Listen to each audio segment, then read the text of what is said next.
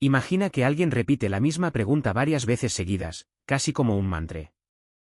No se trata de una cuestión casual, sino de una técnica que, según registros antiguos, provoca una reacción concreta en fuerzas que actúan en las capas más densas de la realidad.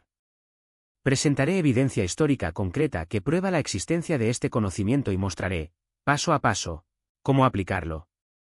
Sin embargo, primero necesito hacerle una pregunta que puede hacer tambalear sus convicciones sobre el cristianismo. ¿Y si Jesús no hubiera venido al mundo para salvar tu alma, sino para revelarte cómo escapar de un sistema de dominación que ha aprisionado a la humanidad durante miles de años? En los próximos momentos, descubrirá que encontraron los arqueólogos en Egipto en 1945 y por qué este hallazgo estuvo oculto durante 3 décadas. ¿Por qué se prohibieron y destruyeron 27 escritos cristianos en el siglo IV? ¿Qué palabra aramea, cuando se pronuncia correctamente, crea una perturbación energética comprobada? ¿Y cómo se ha condicionado a miles de millones de personas a buscar la salvación externa, cuando el verdadero poder siempre ha estado dentro de ellas? Esto desafía todo lo que nos han enseñado, pero los hechos históricos son innegables. Empecemos por el punto exacto donde comienza esta historia, el desierto egipcio, diciembre de 1945. Un campesino llamado Muhammad Ali al-Samman estaba cavando cerca de Nag Hammadi cuando encontró una vasija de barro rojo sellada. En su interior, 3 rollos de cuero contenían 52 textos, manuscritos de los siglos III y IV que la Iglesia Católica intentó borrar de la historia. Estos son los famosos rollos de Nag Hammadi. Los expertos de la UNESCO confirmaron su autenticidad y el contenido revelado sacudió todo lo que se sabía sobre las enseñanzas originales de Jesús. Lo más intrigante es que estos documentos permanecieron encerrados en el Museo Copto de El Cairo durante 30 años y no fueron traducidos completamente hasta 1977. ¿Por qué tanta resistencia a revelar su contenido? En el Evangelio de Felipe, uno de los textos de Nag Hammadi, hay un pasaje revelador. Los arcontes querían engañar al hombre. Se dieron cuenta de que estaba relacionado con los verdaderamente buenos. Entonces tomaron el nombre de los buenos y se lo dieron a los que no lo eran, para engañarlos mediante nombres. La palabra arcontes aparece 130 veces en estos manuscritos. Proviene del griego arconte y significa gobernante o autoridad. Según los textos, los arcontes son entidades que se alimentan de emociones de baja vibración, como el miedo, la culpa, la vergüenza y la desesperanza. Y aquí está la conclusión: Jesús no vino a morir por nuestros pecados, sino a enseñarnos cómo liberarnos de los arcontes. ¿Pero cómo operan? Según el apócrifo de Juan, otro texto de Nag Hammadi, los arcontes no crean, solo imitan y distorsionan. Toman verdades espirituales y les dan la vuelta, corrompen nombres sagrados y utilizan una estrategia principal: hacerte creer que estás separado de la fuente divina. Convéncelo de que necesita un intermediario, una salvación externa, que nació imperfecto, pecador e indigno. Ahora reflexione, ¿quién se beneficia cuando miles de millones de personas creen que son débiles, pecadores y dependientes de una institución para salvarse? ¿Quién obtiene poder cuando entregas tu autoridad espiritual a otro? Antes de responder, es necesario comprender lo que Jesús realmente enseñó. Todo está documentado. En el Evangelio de Tomás, encontrado intacto en Nag Hammadi, hay un pasaje que ha sido completamente eliminado de la Biblia: si sacas lo que hay dentro de ti, lo que saques te salvará. Si no sacas lo que hay dentro de ti, lo que no saques te destruirá. Léelo de nuevo, con calma. Jesús está diciendo que la salvación no viene de afuera, sino de adentro. En otra parte afirma: el reino está dentro de vosotros y fuera de vosotros. Cuando os conozcáis a vosotros mismos, seréis conocidos y comprenderéis que sois hijos del Padre viviente. Niños, no pecadores. Niños, no sirvientes. Hijos con la misma esencia y poder creativo que el Padre. Pero hay más. Jesús habló en arameo, su lengua materna, y las traducciones al griego y al latín han distorsionado por completo el significado original. La palabra traducida como pecado proviene del arameo kata, que literalmente significa errar el blanco, como un arquero que falla su flecha. No es una condenación eterna, sino una desviación temporal y corregible. Sin embargo, en el Concilio de Nicea del año 325 después de Cristo, los traductores transformaron este error de dirección en un mal inherente. Nada de esto fue por casualidad. Ahora prepárate para cuestionar todo lo que sabes. En los textos gnósticos, Jesús enseñó algo llamado el nombre viviente o la palabra de poder. Era una secuencia de sonido específica que, cuando se vocalizaba con la intención correcta, provocaba lo que los textos describen como la disolución de la ilusión arcóntica. El libro de Geu, un texto cristiano primitivo, proporciona instrucciones detalladas sobre cómo pronunciar esta secuencia, incluidas frecuencias de sonido específicas que deben mantenerse. Investigadores de la Universidad de Tübingen, Alemania, analizaron estos textos en 2014 y descubrieron que las instrucciones corresponden a frecuencias entre 432 Hz y 528 Hz. Estas mismas frecuencias se asocian, en estudios modernos, con estados de coherencia cardíaca y desactivación de la amígdala, la región del cerebro responsable del miedo. ¿Coincidencia? Esta palabra de poder ha sido completamente borrada de los registros. Es también una coincidencia que la Iglesia cambiara el estándar de afinación musical de 432 Hz a 440 Hz en 1939. La ciencia detrás del Concilio de Nicea eliminó precisamente los textos que enseñaban técnicas de liberación de energía. Entendamos qué ocurrió realmente en el siglo IV y cómo se construyó la prisión psiquiátrica más grande de la historia. En el año 325 después de Cristo, el emperador Constantino convocó a 318 obispos a Nicea. Oficialmente, el objetivo era unificar el cristianismo. En la práctica, se trataba de estandarizar el control. En este concilio, 27 evangelios fueron declarados heréticos y se ordenó su destrucción, incluido el Evangelio de María Magdalena, el Evangelio de Judas y el Evangelio de la Verdad, que contenía rituales de protección contra los arcontes. El patrón era claro: todos los textos prohibidos enseñaban la autosuficiencia espiritual. Todos afirmaron que no necesitas intermediarios, porque el poder está dentro de ti. Las consecuencias psicológicas de esto son alarmantes. Un estudio publicado en el Journal of Psychology and Theology en 2018 analizó los efectos de diferentes teologías en la salud mental.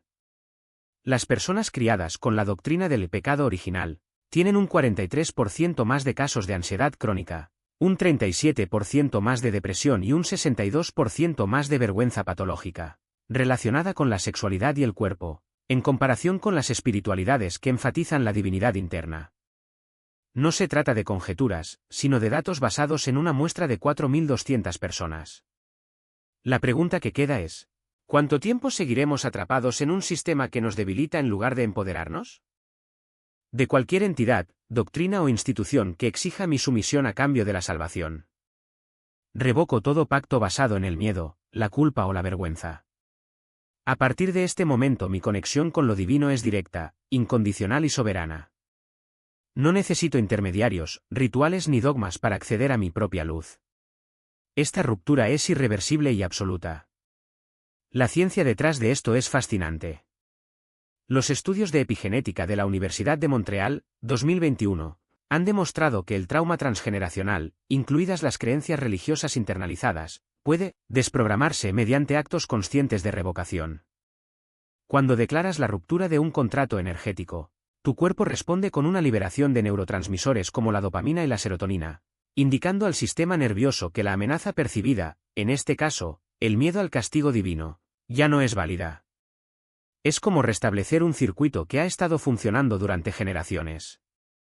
Práctica número 5, el espejo de la verdad. Este es el más poderoso y el más desafiante. Los textos gnósticos describen un ritual llamado catoptromancia o visión en espejo. Esto no es magia, sino un ejercicio de autosuperación.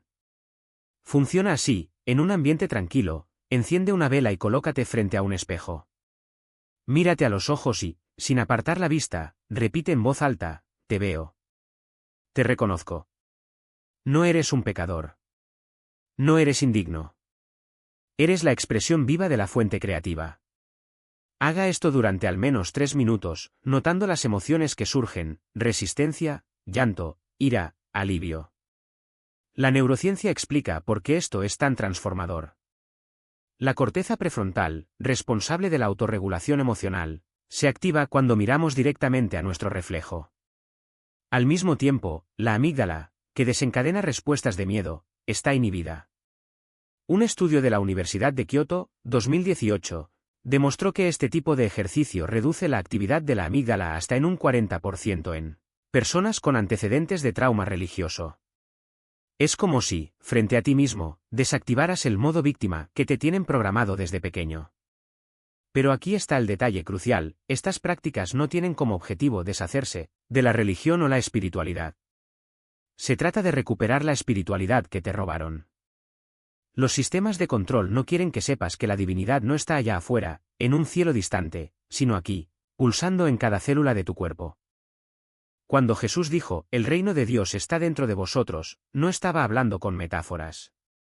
Describía una realidad bioenergética: el campo electromagnético del corazón, medido por el Earth Institute, es 5000 veces más fuerte que el del cerebro y se extiende a metros del cuerpo. Este campo es tu conexión directa con el todo. ¿Qué pasa cuando empiezas a aplicar estas prácticas? Primero, una sensación de ligereza, como si te quitaran un peso invisible de los hombros. Luego, surge una extraña claridad: empiezas a ver los mecanismos de control en funcionamiento, no solo en la religión, sino en todos los sistemas que dependen de tu sumisión, desde el capitalismo depredador hasta las relaciones tóxicas. Y luego, algo aún más profundo, la comprensión de que no necesitas permiso para existir. No necesitas un sacerdote, un gurú o una institución para validar tu conexión con lo divino. Eres la validación. La resistencia vendrá. Tu cerebro, condicionado por años de programación, intentará sabotear el proceso. Pensamientos como "esto es egoísta", "estoy cometiendo herejía" o "¿qué pasa si me equivoco?" surgirá. Es normal. Recuerda, estos pensamientos no son tuyos. Son ecos de un sistema que depende de tu duda para sobrevivir. Cada vez que los reconoces y los dejas pasar, estás debilitando el control.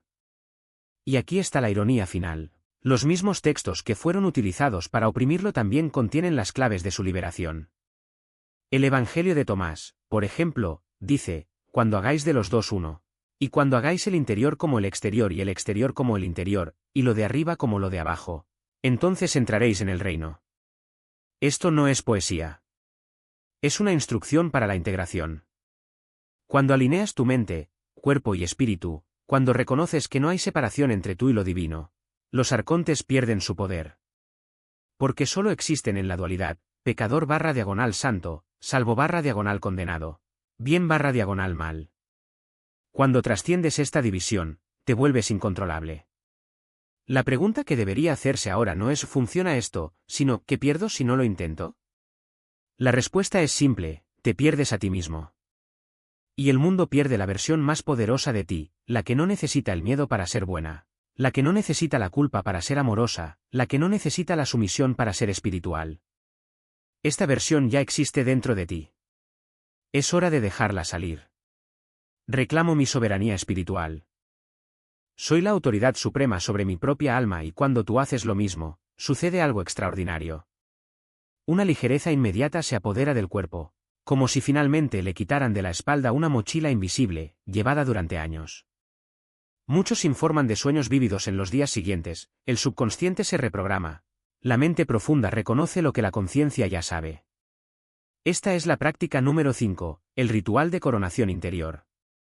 Los maestros espirituales, aquellos que fueron llamados Cristo, Buda, iluminados, no llegaron a ser idolatrados. En las enseñanzas más puras, como las gnósticas, lo dejaron claro: todo ser humano debe pasar por la unción.